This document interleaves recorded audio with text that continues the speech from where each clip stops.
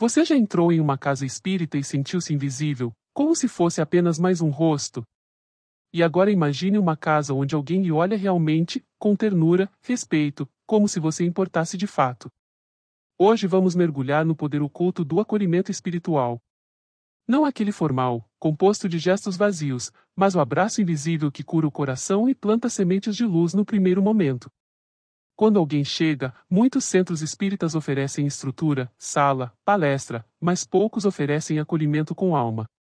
E é aí que mora o abismo entre o que é doutrina e o que é vida. Nesta parte 2 da palestra de Jorge Larra, vamos revelar os segredos da postura acolhedora. Como falar, como escutar, como ser luz para quem chega em dor e silêncio. Prepare-se, pois a mensagem que vem agora pode redefinir o destino de quem entra em seu centro. Assista até o fim. Se inscreva para não perder o próximo despertar. E nós ficamos exatamente aqui, não é?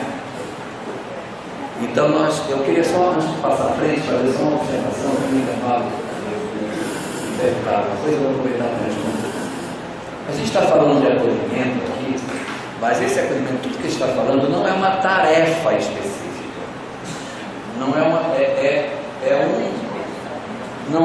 Isso não é atendimento fraterno, isso não é uma tarefa constituída. Isso é acolhimento assim, é eu com fulano, na maneira de nós nos comportarmos. É o acolhimento no sentido de como é que eu olho para as pessoas, como é que eu falo com as pessoas, como é que eu, pessoa, trato outras pessoas. Eu não me referi a atendimento fraterno pelo diálogo, que faz parte do atendimento espiritual, é uma peça constituinte do atendimento espiritual, não é isso. Eu me referi à maneira de nós nos relacionarmos, de como é que a casa trata as pessoas que vão. A pessoa chega na casa e ninguém vê, é a gente chegar e dizer, a gente tem que assistir aquele filme Avatar, eu vejo você, né? Então você dizer para a pessoa que você está vendo ela, eu vejo você, eu estou te vendo. Eu percebo que você está aí, olá, tudo bem, como você está? A gente poder se relacionar com os outros, ter um momento para perceber que o outro está lá. Foi isso que eu falei até agora. Quando eu falo de acolhimento, estou me referindo a acolhimento na forma de uma postura dos trabalhadores em relação às pessoas. Não é o atendimento fraterno social. Não é aquela tarefa constituída que a pessoa senta e você vai conversar com ela. Não estou me referindo a nada disso. Agora eu vou falar de recepção. Neste exato momento, a gente vai falar de recepção. Bom? Então, nós falamos do acolhimento na casa e falamos do acolhimento ao trabalhador. E agora a gente vai falar do acolhimento como tarefa. Agora sim, a recepção da casa espírita, que também não tem nada a ver com atendimento fraterno pelo diálogo. Em alguns trabalhos de alguns estados, eu recolhi uma parte do material e queria mostrar para vocês, que é sobre como a gente deve trabalhar com as pessoas que chegam, o visitante chega. Volto a repetir, isso aqui não é atendimento fraterno, é o visitante. A pessoa chegou e você vai abordar a pessoa que está chegando na casa. Como é que ele chega? Então, por exemplo, tem visitantes que chegam e que tratam. Chega bem, olha, bom dia, eu vim aqui, boa noite, eu vim conhecer a casa. Tal. Quando a gente recebe uma pessoa que ela está aprumadinha, não tire a pessoa do prumo. Porque como a pessoa veio aprumada, a gente faz o favor de desaprumar o sujeito. Então, quando a pessoa chegar bem na casa espírita, converse com ela normalmente sem pose de missionário. Tá bom? A pessoa chegou na casa espírita, conversa com ela, opa, tudo bem, que prazer e tal. Meu irmão, seja bem-vindo ao templo do saber, aonde as almas se reúnem para o encontro. Menos. Diga, opa, tudo bem, vamos entrar. Até nas obras que tratam sobre atendimento aos espíritos na reunião mediúnica, diz que a gente tem que tratar os espíritos como coisa daqui, do aquém, não do além. Se for querer tratar os espíritos como se eles fossem do além, fica mais difícil atender. Tem que atender os espíritos que estão no além como se eles fossem do aquém, que dirá os que estão no aquém. Muito mais justamente atendê-los com naturalidade. Mas tem vezes que a pessoa chega na casa espírita meio agitadinha. Quando chega agitado, não agite mais a pessoa. A pior coisa para dizer que ele está agitado é fique calmo, gente. Deixa mais nervosa. A senhora fique calma, por favor. Pronto. Aí é que você irrita o cidadão. A pessoa está irritada, está agitada, não aguce mais. Faça com que ela perceba você diferente. E ela então se acalme. Se vocês se comportarem bem, eu vou mostrar umas técnicas que tem, que a gente pode usar. A pessoa veio angustiada, que é muito comum, chegar na casa espírita atrás de um consolo. Cheguei e a gente é a primeira pessoa que vai chegar para conversar com ela. Está chegando. Como você recebe alguém que chega nessa condição? Nós não devemos chegar e dizer, mas o que foi que houve? Será que quer falar? Pode falar, pode confiar em mim, pode falar. Não fique insistindo com a pessoa, deixa a pessoa à vontade. Se ela quiser falar, ela fala. Se for dia de atendimento fraterno pelo diálogo, ótimo, você recepciona a pessoa e já conduz o pessoal que está atendendo no atendimento fraterno. Maravilhoso. Mas a gente nunca deve forçar a pessoa para abrir o cofre do coração dela. Se ela não quiser falar, não precisa falar. Você está lá à disposição. Se o sujeito chega desconfiado na casa espírita, querendo saber o que está acontecendo, não faça investigações em cima dela, não fique pensando, você está desconfiada, né? Estou pensando que você está com um olhar assim, se a pessoa está desconfiada, não diga para ela o que você está lendo. Está agitado, você está agitada, né? Está nervosa, você está nervosa, né? Fique calma. E a pessoa você está desconfiada, tá? A gente não deve fazer isso, que você cria um constrangimento na pessoa. Quando isso acontece, a gente deve ficar o mais sério possível para facilitar esse processo. Se a pessoa entra e não quer ser notada, não se deve fazer, ei, você aí no fundo, vai cá para frente, isso aqui. A pessoa sentou e ficou lá quietinho, respeite a decisão da pessoa. Aqui vou dar uma dica de oratória para vocês. Existem situações em que a gente vai fazer palestra em locais, o auditório é muito maior do que o público. Aí o orador chega lá para fazer a palestra e tem 2 aqui, tem 3 lá atrás, mais 5 aí no fundo. Aí você fica, o que você faz? Você vai gritar para todo mundo ouvir você, porque nem todo auditório tem um microfone. Ou você vai chamar as pessoas para frente. Se você deixar o povo onde está, vai gritar igual um louco para ser ouvido pelos que decidiram sentar no fundo, quando o preço lá atrás é o mesmo daqui da frente. Ou você vai dizer, não, vocês venham para frente aqui e para cá. Adulto não suporta ser mexido de lugar. Vocês aí no fundo, tem cadeira vaga aqui na frente, passa para cá. A pessoa se sente menino e a pessoa já se levanta com raiva de você. E para o orador isso é péssimo, porque ele quebra a empatia que ele tem que ter com o público. O que é que as obras de literatura sobre oratória sugerem sobre isso? O que se deve fazer? Quando você chegar no auditório que tiver essa situação, faça da seguinte maneira, assim diz os livros. Você se vira para o que é o coordenador do trabalho, o dirigente, e diz, chama o pessoal para frente, por favor. Aí ele vai chamar e a antipatia vai toda para ele. Mas eu não estou mentindo, é verdade. Você transfere tudo para ele e aí você faz a palestra. Todas as linhas antipáticas são ele que toma. Tudo que tem que dizer que é antipático, ele vai falar. Ele está ali para ser o para-choque de tudo que é ruim. O orador não pode se desgastar com isso. Ele não pode passar por esse constrangimento, porque ele vai arranhar a relação com o público. E isso ele não é obrigado a ser simpático, então ele faz esse serviço mais pesado. O único risco é o dirigente dizer, olha gente, por mim vocês poderiam ficar um piscando. Mas o orador pediu que eu chamasse vocês para frente. Bom, se ele não quer ser notado, vamos respeitar isso. Um sorriso às vezes é o suficiente para acolher a pessoa onde ela está, para ela se sentir recebida. Também, nós temos a pessoa que é inibida, que não gosta de falar. Isso acontece às vezes. Às vezes em grupo de jovens aparece um que vem visitar o grupo de jovens. Aí, fulano, você não falou, venha falar você aqui. Aí o cara, primeira vez que ele vem, gente, ele podia ser enterrado no lugar de se enterrar. Fala, vem aqui na frente falar. Aí não volta nunca mais. Há pessoas que são tímidas e a gente precisa respeitar isso nas pessoas. Se tiver que conversar com ele, você procura fazer de maneira que ele tome a iniciativa na conversa. Não vá você, sim, e aí? E como é que é?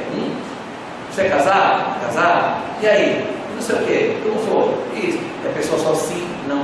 Quando a pessoa começa a responder com monossílabos, esqueça, ela não está querendo conversa. Bom, existem outras situações. O sujeito chegou zangado, aborrecido. Aí nós temos que fazer com que ele esgote e desabafe. Eu vou mostrar isso depois com uma técnica que a gente usa para trabalhar pessoas que estão aborrecidas, que vão trabalhar conosco. Isso é bom para conversar com pessoas que chegam aborrecidas na casa espírita, conversar com o marido, com sogra, com cliente aborrecido. Isso é uma beleza. É pouco. Se a pessoa chega na casa curiosa, já que vocês vão ficar com esse material, vou deixar para vocês esse momento.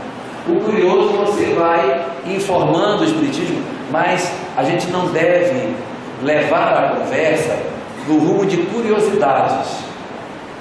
A pessoa, é verdade que tem tal coisa, é verdade. E a essência do Espiritismo não é essa questão da curiosidade, é a transformação moral. Então, sempre que você puder, que ele estiver muito curioso, você insere nas suas respostas a importância da transformação. Em vez de ficar dando, é verdade que o Chico Xavier fazia tal coisa? Isso não é nada, minha filha, ele fazia era muito mais. Aí, não é exatamente essa a resposta que você deve procurar dar. Bom, se ele é muito falante, você vai ouvir a pessoa.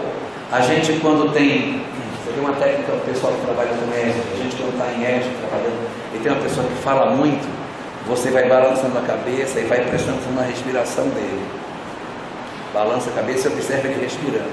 Porque como ele é humano, uma hora ele tem que respirar. Quando ele respira, você faz a seguinte coisa, você diz. Exatamente, vocês entenderam? Você aponta para ele aqui e vira para cima, só o que ele comentou. Isso é muito importante, gente. E sempre concordando. Você não vai dizer, é errado, você vai dizer. Exatamente, olha que curioso isso que ele colocou. Isso aí é importante que a gente olhe e você bota o ser humano. É uma estratégia para você tomar a palavra. Bom, como eu disse a vocês que eu ia mostrar um material que pode nos ajudar a fazer esse processo de entendimento, de como lidar com as pessoas, há algumas técnicas. Essas técnicas não são necessariamente espíritas, mas são técnicas que estão aí e que a gente pode se apropriar.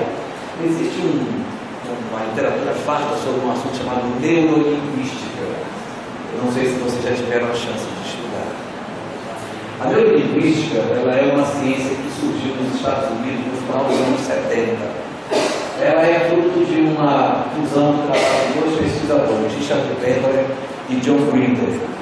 Eles juntaram os seus trabalhos e construíram uma pesquisa procurando saber o que é que faz uma pessoa ter sucesso.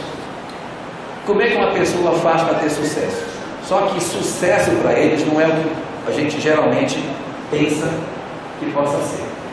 Sucesso para eles é a pessoa ter sucesso profissional, ou seja, se dar bem profissionalmente, mas não somente isso, precisa ter sucesso interpessoal. Se eu sou um profissional muito bom na minha atividade, mas eu não tenho habilidade interpessoal, não tenho sucesso. Mas só que eu posso ter muita habilidade interpessoal, ter um sucesso profissional maravilhoso e ser uma pessoa depressiva, sobrecarregada, perturbada, porque todo mundo me cobra, eu só vou ficar doido. E aí por isso você precisa ter o terceiro eixo, que é o eixo pessoal. Ter sucesso é equilibrar esses três eixos: a questão profissional, a questão interpessoal e a questão referente a eu comigo mesmo. estar feliz com quem eu sou, tenho que ter uma boa relação com o outro, tenho que ter, na minha atividade, na sociedade, satisfação com o que eu faço. Se eu conseguir equilibrar os 3 eixos, eu tenho sucesso. Posso até não ter dinheiro, mas tenho sucesso. Porque não é ser rico, é você conseguir harmonizar a vida em redor de você. E aí eles resolveram saber o que é que fazia as pessoas terem sucesso. Esse aqui é o Richard Bandler, e este aqui, que vocês não estão conseguindo ver, é o John Brinker. Esse aqui é linguista. Esse é linguista. E esse é psicólogo e programador de computadores. Esse John Brinker dizia que a verdadeira comunicação não está nas palavras, está na energia das palavras. Chegue na sua casa, quem tem cachorro, dá o rap, e aí você chega em casa e diz assim pro cachorro: mas que cachorro feio, que coisa mais feia. Ele vai ficar todo feliz porque ele não sabe o que está sendo dito. Ele não entende as palavras, ele tem a energia das palavras. Nós somos assim também. A vibração da voz, a entonação da voz, a maneira como nós impostamos a voz é que leva a maior parte da informação que nós damos aos outros.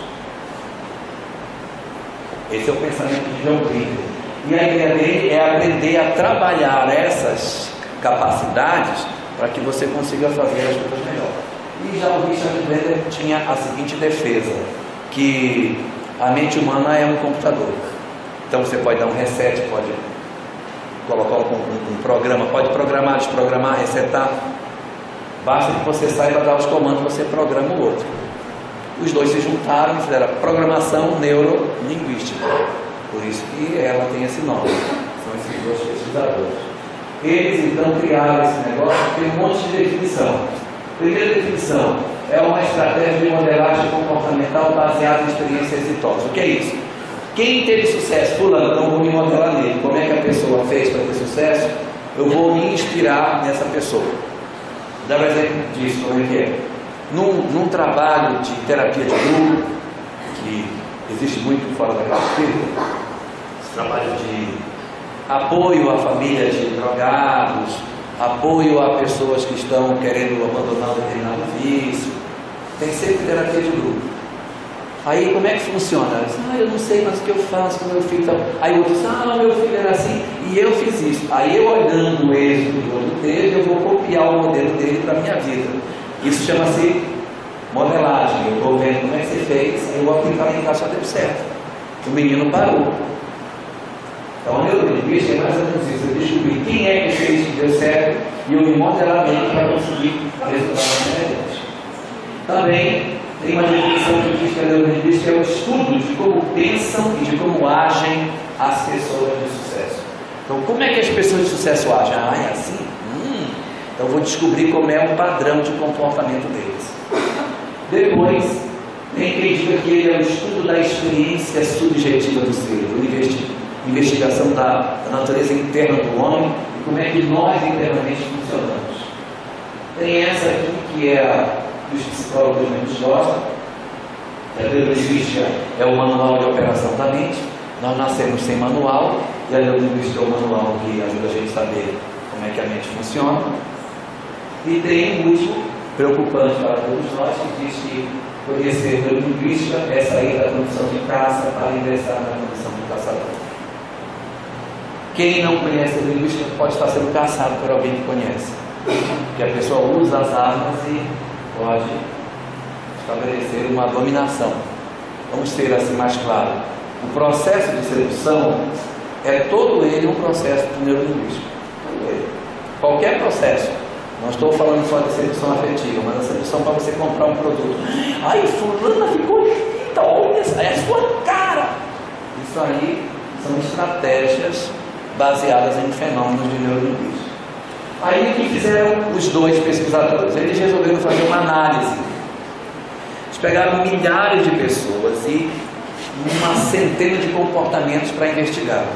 Como as pessoas andavam, como as pessoas falavam, como é que as pessoas dirigiam, como elas reagiam quando eram agredidas, como elas faziam quando alguém falava delas uma calúnia, como elas se comportavam quando sabia que alguém que ela amava estava doente, como ela fazia se alguém falava mal dela, um monte de conduta, e as pessoas saíram entrevistando as pessoas e sabendo o que é que elas, como elas reagiam em cada uma dessas coisas.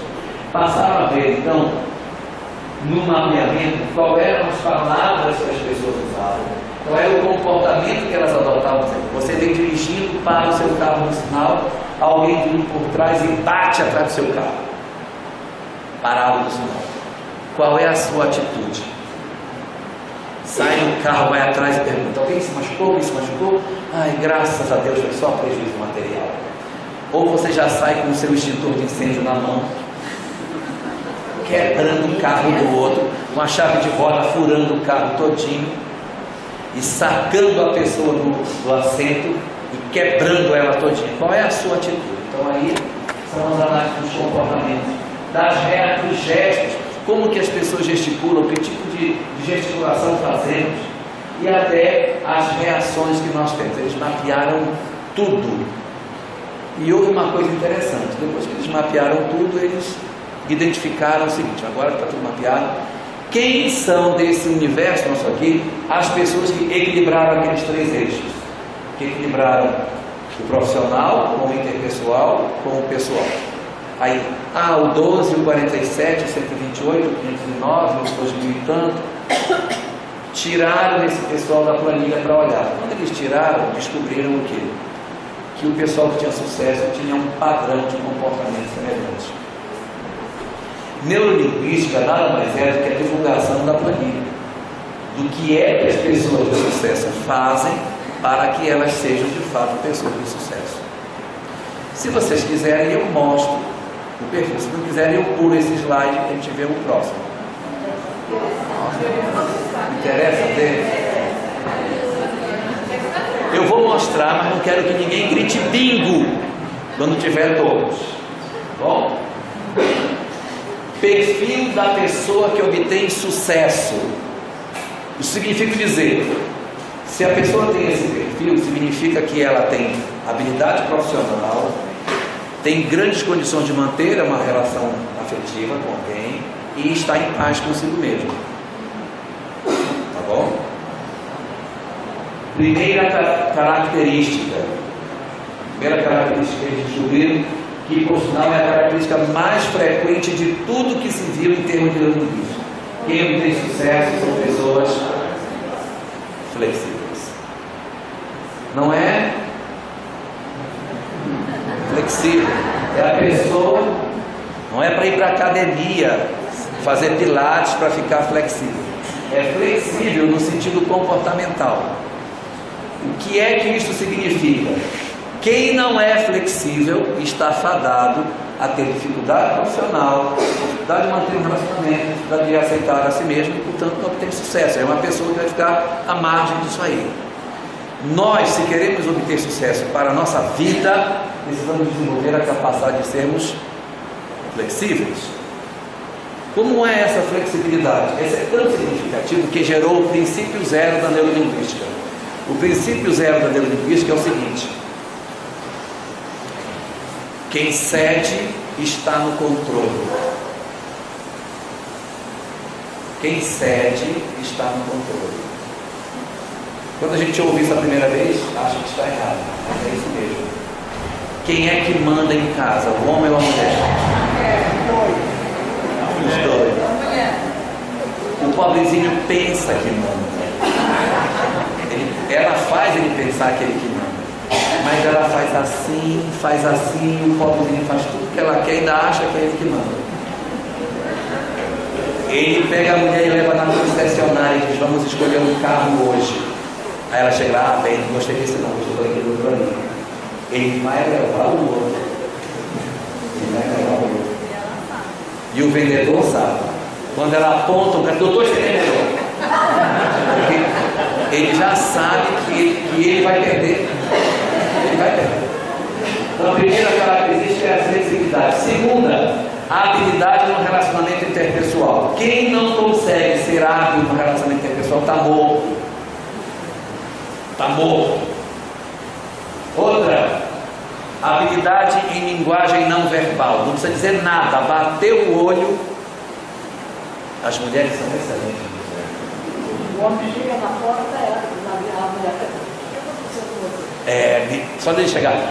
A família está almoçando, aí o filho se levanta da mesa, aí a mulher vira para ele: o que é que o fulano tem? Não sei. Você não percebeu? Não vi nada.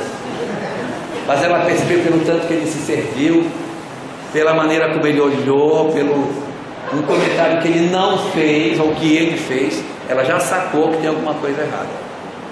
O homem, coitadinho.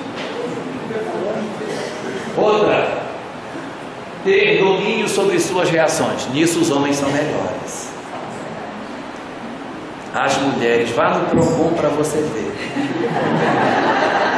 Vá no Procon. Aquilo é um estresse total. Se o homem compra um ventilador que ficou faltando um parafuso, ele vai na corda, arranca o pregador de roupa, tira aquele arame do meio, enfia no buraco, aperta com alicate, o ventilador fica todo torto, mas está ótimo. Se faltar o parafuso para uma mulher, ela bota na caixa, volta e diz: parafuso. E o cara vai botar o parafuso ali, senão ela vai fazer um panteiro. O homem, ele tem mais capacidade de dominar as suas reações. A mulher é mais impulsiva. Facilidade em conhecer pessoas. Bater o olho, não sei nem o que é, deu olhar. Mulher é horrível para isso. Um conselho para os homens: não emprestem dinheiro quando elas disserem não faça isso, que é a pior coisa do mundo. Ele não vai pagar você.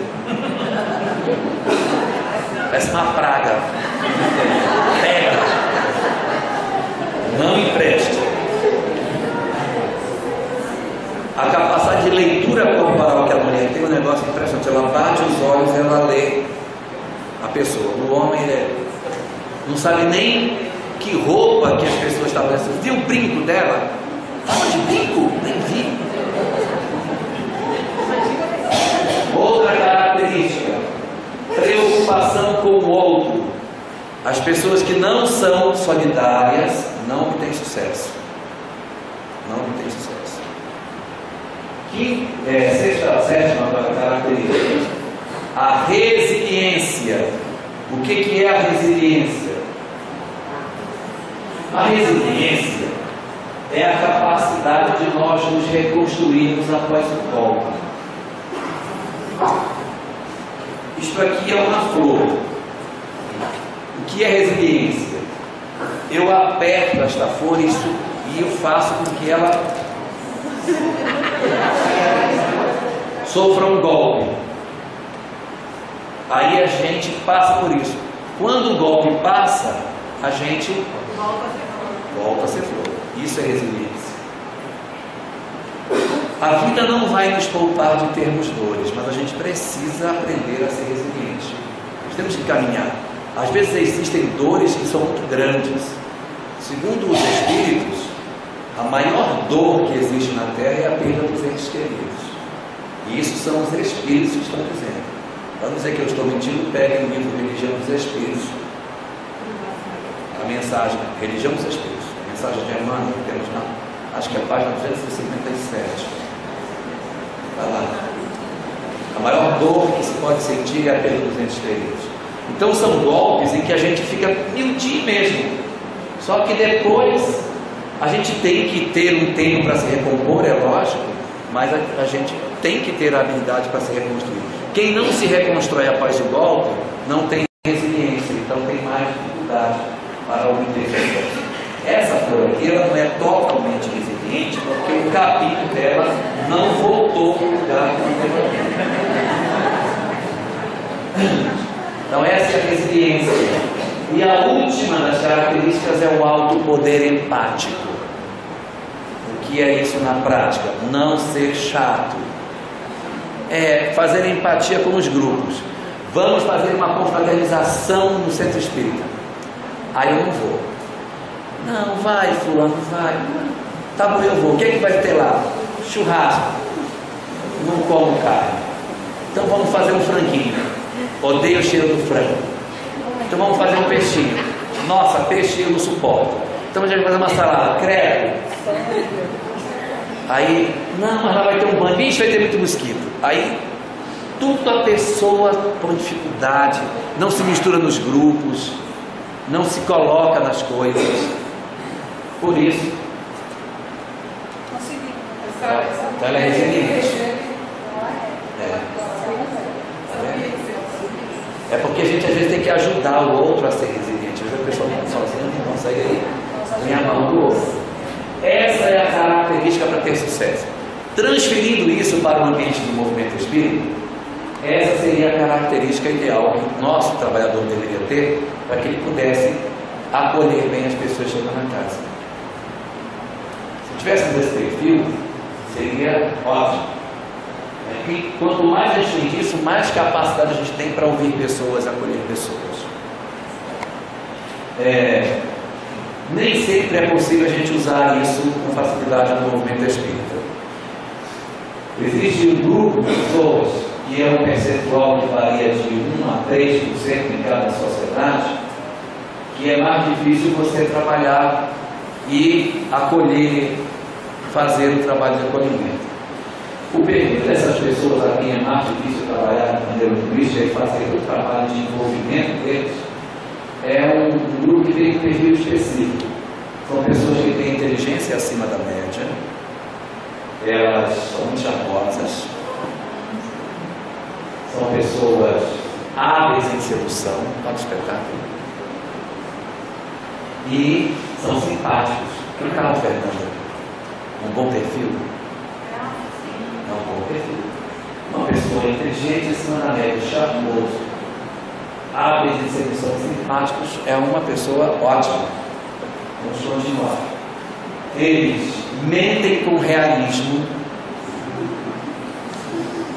Eles se convencem da mentira. Mentem o tempo todo. Não expressam sentimento. Com essas pessoas é difícil trabalhar na linguística. Acolher uma pessoa dessa na casa é difícil, porque ela tem esse perfil. Não expressam o sentimento, não compreendem o sentimento dos outros, e ainda por cima, quando tratados, pior, ficam mais complicados ainda. Quem são esses?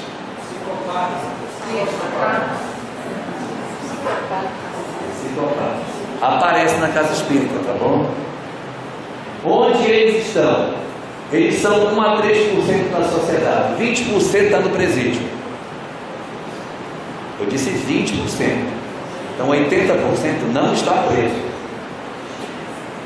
Nos presídios, eles são os assassinos em série, tá bom? Não é todo mundo que está preso obrigatoriamente é um psicopata. Na sociedade, eles estão soltos aí. No Brasil nós temos 5 milhões de psicopatas. Deve ter uns por aqui, em Campo Grande. São eles, políticos carismáticos, corruptos, insensíveis. São eles, líderes religiosos que exploram seus bens. Esse texto eu colhi de um trabalho, não foi eu que escrevi, não. Não foi ele que fez. Estão nas empresas conspirando para subir e vivendo como cidadãos comuns. E evidentemente podem ter acordado na casa do espírita, porque menos de 30% é que se volta para o crime. O resto vive na sociedade, mas não está como criminoso na sociedade. Ele é um empresário bem sucedido, mas no fim é um cara que está passando a rasteira em Deus e todo mundo. Eles têm uma loucura sem delírio, porque ele não tem surto de loucura, ele está o tempo todo nesse estado, ele não sai desse estado de loucura. Não sente culpa pelo que faz, porque não se sente culpado. Tem ausência de compaixão. Se ele precisar de fazer uma coisa, ele vai lá e faz, o outro lado e tira para ver sem menor dó. Eles não têm medo, não se escondem quando são pegos, não identificam no rosto das pessoas e na voz sentimentos. Quando são pegos, descrevem os crimes com frieza e até com orgulho. Não, eu fiz assim, matei. Hannibal. Hannibal. Não se esconde quando são pegos, ele vai ficar escondendo o cara, não esconde o cara, não é ele. E são reincidentes contra massas.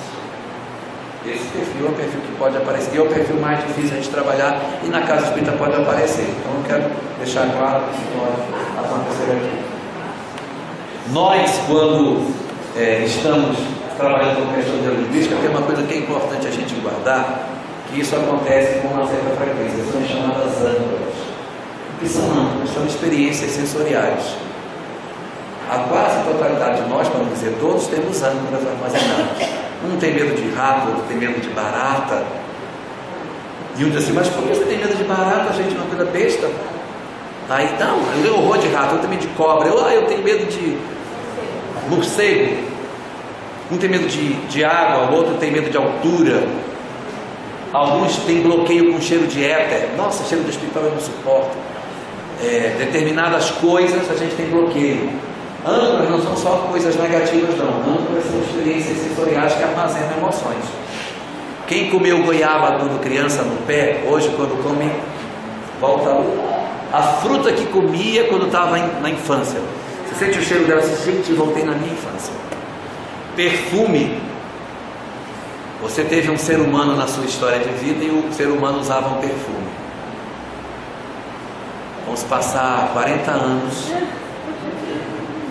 Sentir o perfume evoca o ser humano lá.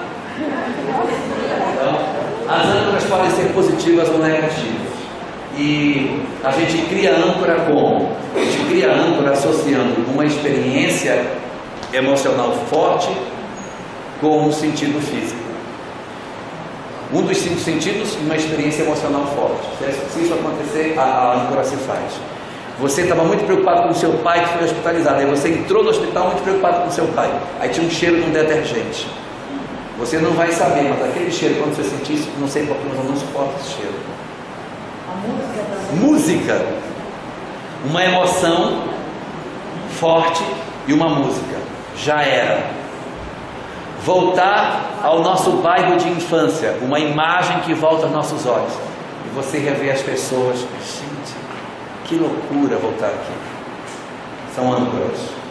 Às vezes o rapaz faz isso com a menina, né? Está tocando aquela música o tempo todo. Aí diz, nossa, essa música é a sua cara. Ruim que hoje tem muita música ruim para fazer isso. Ah, leque, não dá Mas peça uma música boa, né? Para você ver como isso lembra você. Aí ela... Pois é, aí a música está tocando o tempo todo na rádio, a pobrezinha está cativa. Ela entra no carro dele e põe o CD. Ela entra no carro dele e põe o CD. Ela entra no carro dele e põe o CD. Aí cria uma âncora na pobrezinha. São estratégias de âncora. E nós, quando recebemos as pessoas naquela espírita, elas estão cheias de âncoras. Cheias. Você tem medo disso, tem trauma disso. Eu não consigo abraçar meu pai, eu não consigo falar com fulano, eu não consigo fazer isso. Cheio de bloqueios. Dessas âncoras aí, gente. Os objetivos são vários, né? Você pode colocar por um objetivo nobre ou por um objetivo não nobre. E é possível reprogramar âncoras. É só você criar para aquela mesma música uma nova emoção. Aí a âncora se substitui. Mas se você colocar a música sem uma nova emoção, evoca a antiga. Você tem que pegar um momento de muita emoção e bota aquela música para criar uma nova âncora. Aí aquilo apaga de trás. Dê um perfume para o seu filho. E aí resolve o problema. Uma outra coisa importante para se fazer com relação à neurolinguística é o estabelecimento do rapport. O que é o rapport? O rapport é a vinculação com o outro pela capacidade de dizer para o outro que eu sou semelhante a ele.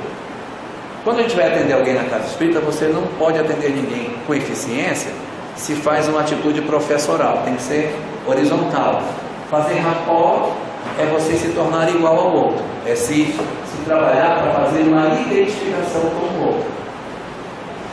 Se você não se mostrar semelhante, você não dá certo. Você vai trabalhar no grupo de jovens, você tem que ter uma identidade com eles. Se você não tiver, você não... Eu estou indo lá para o grupo dos jovens. Jovens, vamos para a reunião. Jovens, por favor. Aí, a pessoa já está se mostrando fora desse grupo.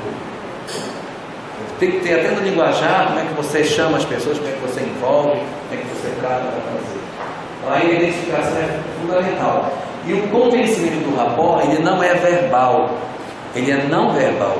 A gente prova que a gente é parceiro do outro, não é porque a gente diz, mas é por coisas não verbais que o outro se convence de que somos semelhantes. É aí que está o grande segredo. A gente, para poder convencer as pessoas de que somos semelhantes, nós temos que ser como o outro para convencer o outro. Eu não posso convencer a pessoa de que ela tem que ser semelhante a mim sendo diferente dela. Preciso ser semelhante a ela para poder convencer. E aí, uma das estratégias mais utilizadas é a modelagem comportamental. Ver como é que a pessoa se comporta e você utiliza um comportamento semelhante. Vou fazer um trabalho lá na periferia, distribuição de sopa. Aí eu vou para lá com um vestido longo de strass, rabo de peixe, com um cabelo do fixador todo assim, e um sapato saltinho agulha, e uma unha enorme, colocada até postiça por cima, bem longa, daquelas que quando se passa, cheque, cheque, cheque. Aí eu vou para fazer um trabalho na periferia, não tem como, com aquele vestido todo de strass, lindo, belíssimo, colocando, meu filho, traga a conchada ao outro, por favor, aí botando sopa no prato. Não dá. A gente tem que ter uma identidade. Trabalho de periferia é tênis, jeans, camiseta. Ponto final. Camiseta, inclusive, usando uma boa frase, né? Porque às vezes o pessoal vai com umas frases que são totalmente contrárias àquilo que ele está falando. Outro dia eu estava dando um treinamento e tinha uma moça com uma palavra escrita em inglês assim, na blusa dela. Aí quando foi a senhora do intervalo, eu passei por ela e disse: você sabe o que está escrito na sua blusa? Aí ela disse: não, o que é isso? Eu, traduzindo para o português, é luxúria. Aí ela disse: ah, mas eu sou realmente uma pessoa muito luxuosa. Aí eu disse: luxúria não é isso. Luxúria é o pecado do sexo. Em outras palavras, você está levando uma blusa de assim, garota sexualmente desequilibrada. É isso que você está dizendo. Aí ela disse: ah, mas também não está tão errado assim, né, professor? Mas a gente vai com umas camisetas com coisas completamente estranhas e a gente precisa cuidar. Tanto quanto possível, uma camiseta que não tenha muita coisa estranha escrita é bom. Até uma frase espírita, uma camiseta branca, ou se tiver alguma coisa escrita, dá uma olhadinha para ver se não vai colidir com o que a gente vai fazer lá. Às vezes a gente pega umas camisas de heavy metal aí, com umas caveiras, com espada trançada nela, toda preta, e aí escrito um monte de coisa estranha, e vai para a casa espírita fazer palestra com aquela camiseta. Uma modelagem comportamental é você procurar um espelhamento nas pessoas com quem você está. Vai fazer um atendimento na casa espírita? Procurar fazer uma semelhança nossa com aqueles que vão lá. Não ir tão diferente para a gente não ter dificuldade de ser aceito pelo outro. O grande problema é quando ocorre a quebra de rapport. A quebra de rapport acontece quando a gente mente. Quando a pessoa descobre que você não é realmente parceiro dela. Você está jogando, né? Aí acontece uma quebra de rapport e não conserta mais. Aí a pessoa não perdeu a confiança em você, já era.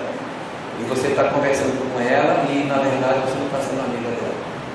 Imagine que você está atendendo uma pessoa e a pessoa está conversando com ela, mas no fundo você está ouvindo e contando para os outros o que está acontecendo. Seria uma quebra de rapport sem precedentes. Então isso são alguns instrumentos que a neurolinguística tem. Esse aqui é mais para negociação, quando você tem que negociar. Isso aqui é bom para quando a pessoa está negociando com uma situação de crise. E você está, uma pessoa está surtada e você tem que negociar com aquele que se surtou. A pessoa está dentro da casa espírita, está com uma faca na mão, ou surtou lá dentro. Você tem que manter calma, não pode, porque se você se desesperar, é pior. Um dia eu estava num voo e teve um louco que queria quebrar a janela do avião. eu vou matar todo mundo aqui dentro. E começou a socar a janela. Pá, pá. Aí a aeromoça, claro, treinada, chegou próximo do rapaz, com toda a calma, próximo dele disse: você está louco! Você está louco!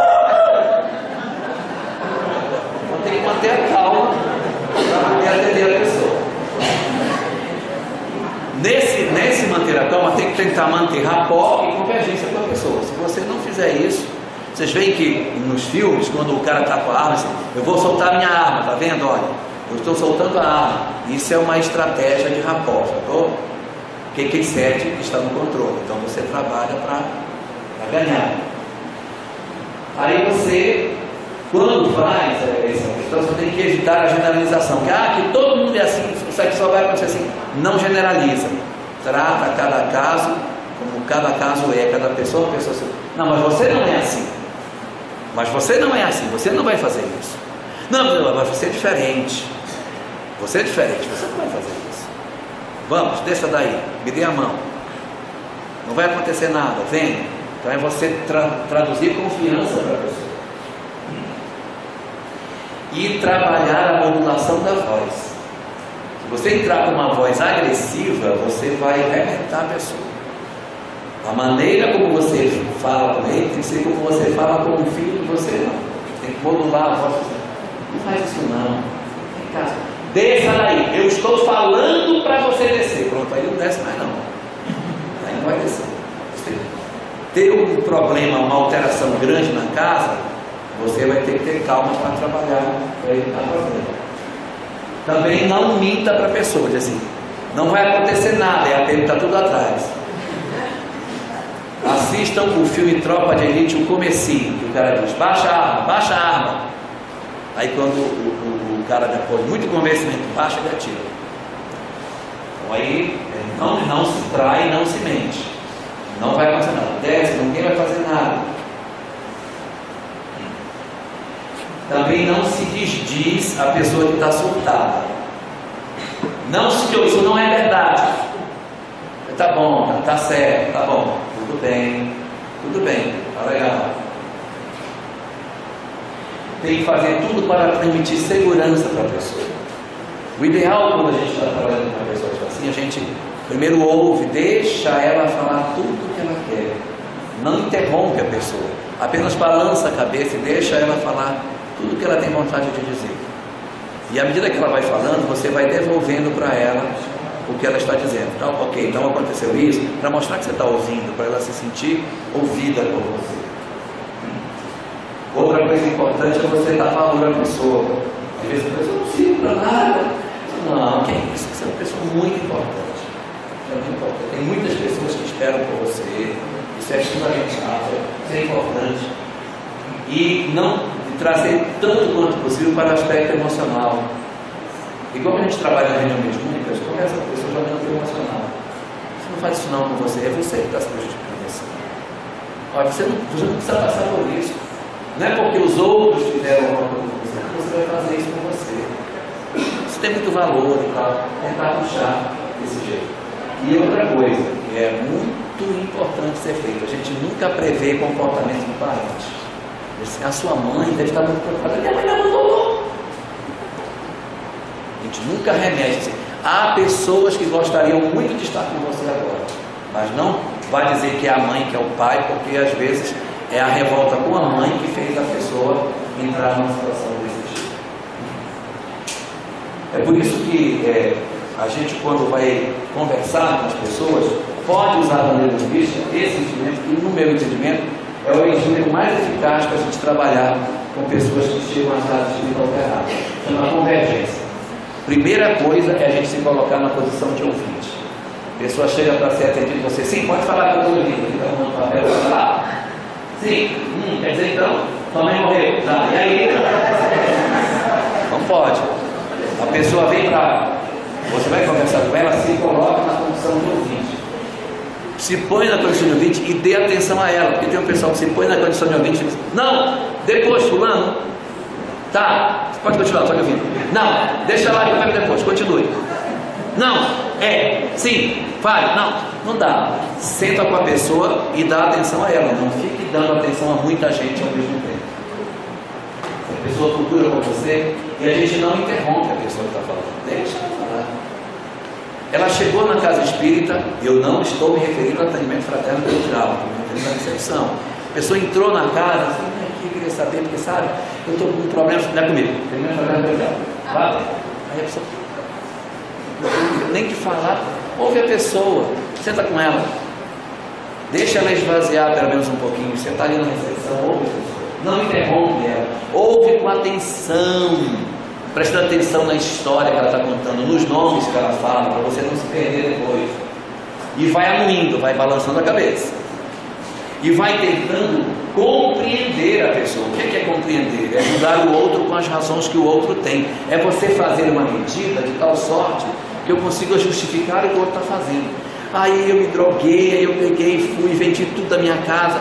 Se você não conseguir entender que um drogado faz mesmo isso, mas isso você é um sem vergonha, não é não?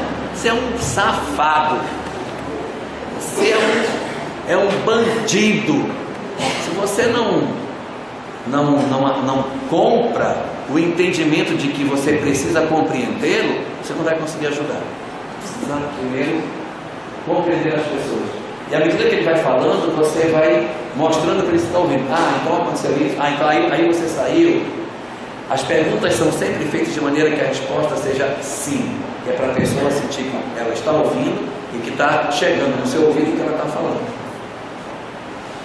Diz a neurolinguística, isso aqui é uma questão neurolinguística, não tem nada a ver com o espiritismo, mas diz a neurolinguística que quando você conversa com a pessoa e você convence esse seu interlocutor de que você está sintonizado no pensamento dele, quando você se mexe na cadeira, a pessoa se move também. Aí você, opa, fisguei a pessoa. Aí é sinal de que ele aceitou que você é parceiro dele. Agora está na hora de você falar. Aí sim você vai começar a falar. Aí você vem, deixa eu ver se eu entendi. Você falou isso. É isso mesmo? Pois é, agora olha só. Aí você vai fazer as suas ponderações na história dele. Isso aqui, segundo a neurolinguística, é mais ou menos assim. Primeiro você acompanha, depois você conduz a pessoa. Você ouve e depois você conduz. Para nós concluirmos e irmos gargalhando com a cabeça para trás para o nosso almoço, vamos ver as habilidades que a gente precisa desenvolver para que essa tarefa seja feita da melhor maneira possível. Primeira coisa é a nossa informalidade afetuosa. Se formos formais demais, problema à vista. Mas temos que ser informais afetuosamente. Não é chegando, tu é doido, meu, chegou aí na casa espírita, moleque. Não, você não pode receber ninguém assim. Mas também não podemos ser absurdamente formais. A gente tem que ser informal, mas afetuoso. Essa é a qualidade para que a gente possa fazer com que as pessoas cheguem na casa e sejam bem acolhidas. Crachá. Quem está na recepção da casa espírita tem que ter crachá para se identificar. Tem que ter nome. Casa espírita, fulaninho de tal. Um crachazinho. Onde que começa essa recepção? Ela começa lá fora no portão, na pessoa que distribui a mensagem. E fica uma múmia paralítica dando mensagem para a pessoa que já dá até medo.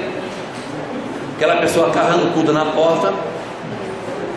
Não, dá uma tarefinha assim, não, manda ele distribuir mensagem lá na porta. Aí o que está lá na porta está todo torto, distribuindo mensagens e falando as maiores absurdidades na porta da casa espírita. É complicado, então a gente tem realmente que colocar pessoas que não precisam ter tanta complexidade, mas tem que fazer uma escolha mais ou menos, quando a gente vai escolher as pessoas, tem que ter um certo critério para isso. A nossa cortesia tem que acompanhar todos os momentos. É importante que a gente tenha a lista de atividades da casa para poder apresentar a pessoa, né? E a pessoa poder se localizar. Não se registra nada em ficha, não se anota o nome de ninguém. Quem foi que veio hoje pela primeira vez? Você anotar o seu nome e tal? porque aí você gera um constrangimento. Mas o que é isso? Será que é o Obama? Já chegou aqui, meu Deus? Então não se registra em ficha nada. Nós também, quando formos indagados, respostas diretas e seguras sobre a casa. Não faz roteiro. Então, o que acontece aqui? Então, já tal tem isso, já tal tem aquilo. Então, responda de maneira rápida e segura. Com relação à doutrina, as respostas devem ser sempre consoladoras. Eu não sei, meu filho se suicidou. Minha irmã do céu, pelo amor de... olha isso, não tem noção. Nossa. Então aí, se for sobre doutrina espírita, as respostas sempre consoladoras. Ainda que amanhã a pessoa possa se aproximar do conteúdo que venha a dar uma informação mais forte para ela, na recepção, nunca coloque a parte mais dura do processo. Console. E não esquecer de convidar as pessoas. Volte. Vai ser um prazer ter você novamente aqui. Boa noite, glória a Deus. Estamos na nossa quinta-feira para poder fazer. Na prática, esse processo ele tem sido executado no movimento espírita em 3 modalidades distintas, em 3 formas como o pessoal tem trabalhado a recepção da casa espírita. Uma forma chama grupo de transição. É um grupo pequeno, com um ciclo de palestra curto, que a pessoa entra e ela participa desse grupo. Ele entra ali, a gente vai escolher as palestras. Um dia vai ser sobre a imortalidade, pode ser os princípios, Deus, a imortalidade da alma, a encarnação, só para dar um verniz e você conhecer a pessoa um pouco mais e depois ela segue para um local. Então tem algumas casas que praticam esse formato. O atendimento passa a ser pessoalizado, porque você está vendo. Isso aqui não é atendimento fraterno pelo diálogo. Isso aqui é assim, a pessoa chegou e vai para o grupo tradicional. É um grupo de estudo onde, em vez de ela cair na palestra, ela cai aqui, onde ela pergunta. É um grupo menor. É um grupo de transição. Da casa de onde eu vim, que o Alberto é o nosso coordenador, isso aí funciona assim lá. As pessoas que chegam na casa não vão direto para nenhum grupo, elas caem no grupo de transição. Lá elas ficam durante um mês e pouco, aí depois é que elas saem. Aí você pode fazer o acolhimento, ouvir a pessoa, ela se identifica, você pode... A pessoa se sente recepcionada na casa espírita. Nesses grupos a gente usa crachá para todo mundo saber o nome de todo mundo. Não, fulano, o que você colocou é interessante, o que o fulano disse também é bom. Ali são feitos estudos em grupo de temas introdutórios do doutrina espírita. Ali você identifica as demandas. Esse é para o grupo de jovens, você vai para o grupo de tratamento espiritual. Aquele ali a gente pode encaminhar para conhecer o trabalho do enxoval. Fulano, já dá para você enxergar aonde as pessoas podem ir para conhecer. Também você identifica, além das demandas que está chegando para a abertura de novos grupos, qual o melhor grupo para a pessoa ficar. É onde você sana as primeiras dúvidas. As pessoas têm, já resolve aí nesse grupo. É onde a gente orienta quanto a horários que a casa tem. É um processo onde você consegue até encaminhar alcoolizados. Ele chegou e não vai para a palestra. Venha cá, meu filho, fique aqui. Aí ele fica no grupo menor, em que você atende, conversa com ele. Ele tem um anteparo em que ele não deixa de ser recepcionado, mas ele não vai para o salão. Tem um grupo pequeno que você segura ele ali. E esse cara pode ficar até mais tempo lá. Toda vez que ele vem, coloca no grupo introdutório. E você também pode fazer aquela distribuição de mensagens. É época de finados, distribui uma mensagem de finados. Época das mães, distribui uma mensagem. É o local onde você pode fazer esse tipo de coisa. Esse é um formato que tem. Há um segundo formato chamado grupo de atendimento. Seria como se fosse uma recepção feita atendimento. Qual é a diferença? A diferença é que é uma única reunião. Quem está vendo pela primeira vez? Vai para aquela sala. Ali vai se passar tudo de uma vez só. Não tem estudos. Você vai apresentar para ele a casa e a doutrina. Naquela primeira vez que ele vem, você vai ter um contato individual com aquelas poucas pessoas que estão indo pela primeira vez, para saber quem são e poder identificar esses indivíduos. Aqui você tem informações gerais sobre a casa e sobre a doutrina. O atendimento não é tão personalizado assim, porque você não vai ter um contato para dizer, fulano, esse cara é uma pessoa pessoa interessante, a gente pode aproveitar. Não tem como a gente ter essa visão. É só uma vez ele vem, você recebe a pessoa ali, e no final do dia ele vai embora, no dia seguinte ele vai para o grupo presbítero. É só para a gente direcionar. O acolhimento é até menor, porque não tem aquela coisa de você integrar a pessoa na casa, com várias semanas você já vai integrando mais, já está. Quando ele sai daquele grupo, você vai para o grupo do fulano, olha, você vai receber, isso aqui é fulano de tal. Não vai ter muito isso. Então é um acolhimento até menor nessas condições.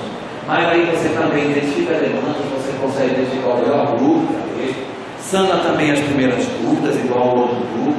Você orienta também com relação a horários. Em muitas casas isso funciona com flip chart.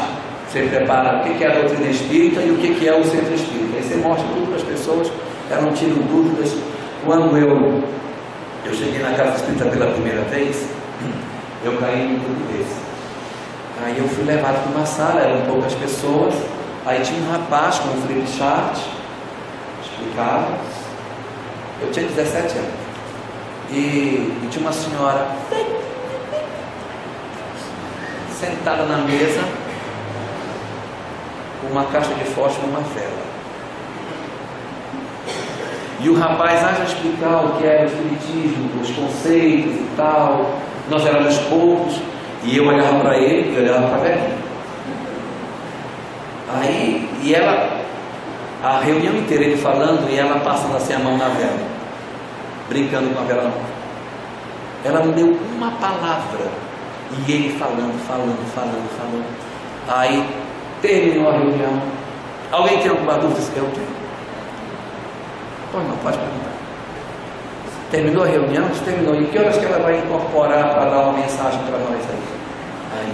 Não, ela é só a dirigente da reunião. E essa vela na mão dela? Mas não, é porque em Belém falta muita luz.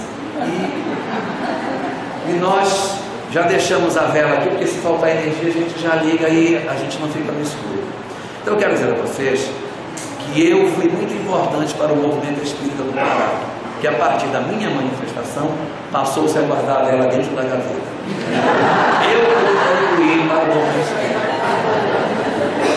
porque eu nunca iria imaginar que aquela vela em cima da mesa era por causa de faltar luz. Eu estava louco para incorporar e já dar uma mensagem para cada um, passar um recado do mundo espiritual, né? É muito prosaico. Não é esquisito demais, né? Então, é a hora que a gente pode fazer isso. Você encaminha autorizados para esse grupo, porque eles chegam na casa e você não vai dizer, não, meu filho, vai embora daqui. Vai colocar no salão. Então, se você tiver um grupo de atendimento, você não tem nada. Fica ali. Ele vai até perturbar o grupo, mas menos. E você tem a chance de conversar com ele, distribuir-se mensagens também nesses grupos. E as casas que são bem menores, que possuem um fluxo bem menor de pessoas, podem ter um terceiro formato, que é o atendimento avulso. Você destaca uma ou duas pessoas para ficarem do lado de fora para fazer o acolhimento de quem chega. A pessoa chegou, não tem sala específica. Chegou, entra aqui, você senta com ela do lado e você vai conversar com ela. Olha, isso aqui é a nossa casa, leva a pessoa para conhecer, o que você quer saber. Então é uma coisa absolutamente informal, mas que você não deixa de recepcionar. Não seria um momento específico para você identificar que uma determinada pessoa está vindo pela primeira vez? Pergunta no salão, depois existe algumas casas que fazem isso. Quem está vindo aqui pela primeira vez, aí retira. Ou às vezes na recepção da entrada, boa noite, está vindo pela primeira vez, bom. E quem fica no portão, identifica as pessoas que já conhecem, estão aí, e a pessoa ela entra já meio assim, né? Aí você já sabe que ela tem o outro, correto, normal. Então, esse atendimento é personalizado, porque você vai conversar com aquela pessoa, você faz aí um acolhimento, você vai sentar com ela, o que foi que houve e tal. Quando você vem na casa, é verdade, vem cá, a gente tem que ter o nosso enxoval, isso aqui não sei o quê, passeia com ele, insere a pessoa, leva na biblioteca, aí fala com o bibliotecário, isso aqui é fulano, está vindo conhecer a casa, e vai inserindo a pessoa no grupo, quebrando esse giro da hermeticidade do nosso grupo. Não tem conteúdo.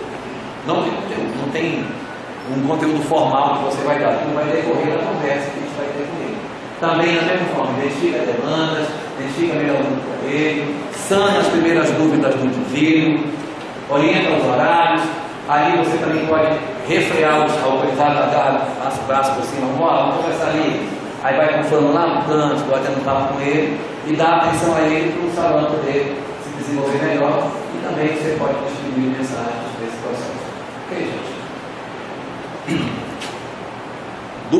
12 ideias. Última transparência. Os atributos dos trabalhadores para isso. Amor, porque se a gente não gostar de gente, não dá para fazer isso. Conhecimento espírita, senão não dá para atender, se não conhecer. E simpatia. Características essenciais. Quem for cada um não dá. Por isso que eu trouxe aquele material da neurolinguística para a gente encaixar aqui. Facilidade de comunicação.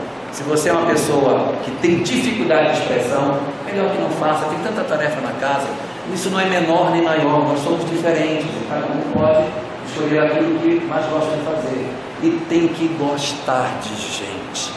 Tem gente que não gosta de gente. Quem não gosta de gente não deve ser colocado nessa tarefa, é até uma maldade você fazer isso. Tem que gostar de gente, tem que ter compromisso com o horário, porque esse é o pessoal que tem que chegar mais cedo, para poder recepcionar quem chega na casa. É o pessoal que tem que trabalhar de boa vontade, tem que vir com o coração, porque vai ser o cartão de visita do centro espírita. Você bota um cara lá, carrancudo, aborrecido, chateado, vou ficar aqui, mas é só hoje, gente, só hoje. Eu já vi no centro espírita uma vez que grupo de atendimento espiritual, hein? O palestrante entrou e disse o seguinte: ó, gente, é o seguinte, eu vou fazer a palestra hoje, mas eu não era o que estava programado, não. Existe aí responsabilidade aqui, e tem algumas pessoas que deveriam vir e que não vêm. E aí sobra para quem vem. Sobra para quem vem. Então vamos lá, vamos começar a palestra.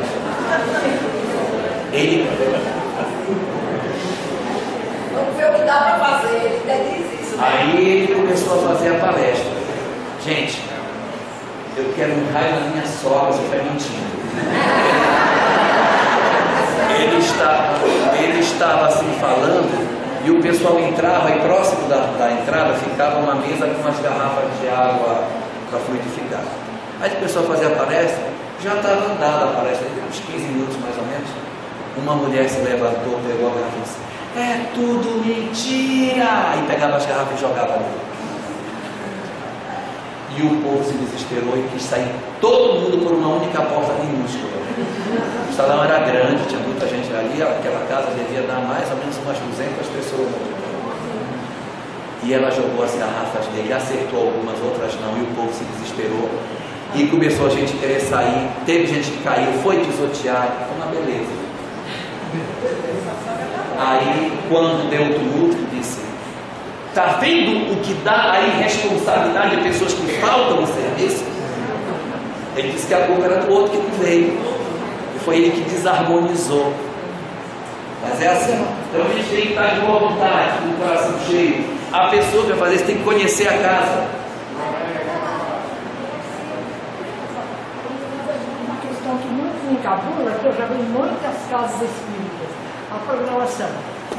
O dia do ESD, dia do passe, dia do estudo, o dia da cura espiritual. Isso me encabula, porque fica pondo o espiritismo como obrigado a curar. E pessoas lá, que eu já vi também, eu fui até no espiritismo e não curou coisa nenhuma. Então eu penso que uma responsabilidade muito grande colocar o espiritismo com responsabilidade por cura. Sessão de cura tinha que ser ou sessão ou trabalho de tratamento espiritual. A cura será uma consequência se merecimento houver. Ou então, atendimento espiritual, como você está dizendo, mas nunca a palavra cura espiritual. Isso me encabula muito. E eu queria saber, estou errado? Está certíssimo. Cura no centro espírita é só no couro da gente. O couro vai curar. Bota o couro no sol para fazer a cura no corpo. Você já viu isso? Eu tenho. Mas isso, felizmente, está diminuindo no movimento espírita. Houve um período mais atrás em que era comum que as casas tivessem um trabalho de cura espiritual. Aí mudou-se o nome para tratamento espiritual. Foi um progresso. Aí continuou problemático, porque se é tratamento, vai tratar. Quem trata quer o quê? cura. Então, de certa maneira, está levando a mesma coisa. Aí passou, não, agora não vai ser mais tratamento, agora não vai ser atendimento espiritual, para poder fazer as coisas não comprometerem a doutrina. E agora, ontem eu estava comentando que agora tem um novo nome que o pessoal está querendo trazer, que é uma novidade aí. Não sei se vai pegar, mas acho que atendimento espiritual não está um bom nome. Agora acho que eu falei para você que é atendimento fraterno o nome. Obrigado. Atendimento fraterno. Bom, é preciso conhecer a casa. Se não conhece a casa, não pode orientar. Quando é fulano? Quando é a palestra mesmo? Tempo já... Ah, não tem mais, acabou. Então a pessoa que vai fazer esse trabalho, ela tem que saber as tarefas para ela orientar quem está chegando na casa. E, evidentemente, uma peça fundamental precisa estar engajado em algum grupo de estudo. Essas são as características essenciais que a gente precisa ver. Então, está lá em cima, o conhecimento espírita, a segunda peça. Se nós não tivermos isso, a gente não vai conseguir fazer o trabalho como deveria ser. Gente, essa é a nossa discussão que a gente pensou em trazer para hoje, e eu gostaria de agradecer a paciência de vocês e deixar para todos a nossa reflexão uma história para ajudar a gente a refletir sobre tudo isso que a gente trouxe. Conta-se que havia uma região muito grande aonde se plantava muito trigo. Havia vários trigais, e todos os anos nessa região havia um concurso para escolher qual era daqueles plantadores de trigo o que produzia o trigo de melhor qualidade. Fazia-se o seguinte: naquela data específica, os juízes passavam colhendo uma saca de trigo de cada propriedade, levavam essas sacas para um local e apreciavam grão a grão, avaliando a qualidade e a capacidade produtiva de cada saca, para então dizer quem era o ganhador daquele ano. Para dar o resultado, eles traziam todos os competidores para uma sala, e então os juízes vinham e anunciavam quem havia vencido naquele ano. E uma curiosidade: nessa região, todos os anos quem ganhava sempre era a mesma pessoa. Todo ano os juízes iam, juntavam o trigo, coletavam, mediam, e quando ia dizer quem era o vencedor, sempre a mesma pessoa vencia. Sempre a mesma pessoa. Os outros ficavam incomodados, porque eles faziam um esforço para melhorar as suas sementes, mas ele vencia novamente, e no outro ano de novo, e no outro ano de novo. E para piorar ainda mais a situação, o que é que o vencedor do trigo fazia? Quando anunciavam que ele era o vencedor, ele pegava a saca dele e dizia: esta é a saca do trigo vencedor, podem pegar e podem levar. Os outros se jogavam em cima desesperados para levar a maior quantidade possível daquele trigo, para no ano seguinte conseguir vencer. E eles plantavam aquela semente, e no ano seguinte a mesma pessoa ganhava. Ano após ano, a mesma coisa acontecendo, ele vencendo e distribuindo, eles lutando e eles perdendo. Alguns chegavam a plantar na fronteira com a propriedade dele, para ver se conseguiam alguma coisa. Ninguém conseguiu. Todos os anos ele vencia, até que depois de muitos e muitos anos de repetidas derrotas, o grupo dos outros plantadores tomou uma decisão.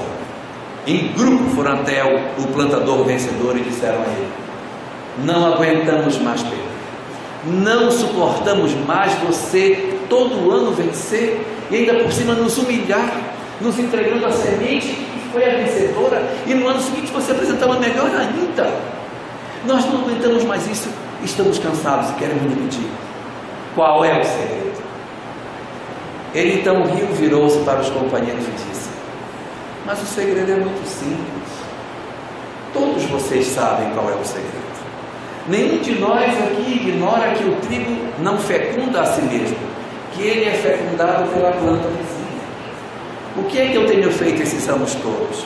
Eu pego a minha melhor semente e eu dou para vocês. E o que é que vocês fazem? Vocês circundam a minha propriedade com a melhor semente que tem. Então o trigo que nasce na minha propriedade é melhor ainda. Vocês têm plantado sempre próximo da minha área, mas não tem se dado ao trabalho de entregar um trigo bom para os seus vizinhos do lado de lá. Então vocês ficam cercados pelo trigo ruim, porque vocês não dão o que tem de melhor para os outros que estão do lado de lá. Se vocês querem que o trigo de vocês seja bom, pegue o melhor trigo que você tem e dê para quem te cerca. Porque quanto melhor for o trigo que você der para os outros, muito melhor será o trigo que vai nascer dentro do nosso terreno. Ok? Aqui se encerra mais que uma palestra. Começa uma nova forma de ver o outro e servir à luz. Se em cada casa espírita pudermos cultivar o acolhimento com alma, muitas feridas silenciosas serão tocadas. Não mais pessoas rejeitadas, silenciadas, sufocadas pela frieza doutrinária, mas corações que chegam com medo, dor, expectativas que não ousam expressar. Lembre-se, acolher não é tarefa protocolar. É ato de amor. É sintonizar sua alma com a dor do outro e, com firmeza e ternura, dizer: você pode entrar, você será ouvido, sua dor importa aqui. Que cada centro, cada recepção, se torne tempo invisível de cura e recomeço. E que cada trabalhador que se coloca na porta de entrada saiba: você carrega a primeira ponte entre a luz e quem sofre. Compartilhe esse vídeo com quem atua em recepção espírita. Deixe nos comentários o que mais tocou em você. Inscreva-se para continuarmos essa jornada de despertar. Que o amor de Jesus nos ampare e que nossa casa seja reflexo do céu.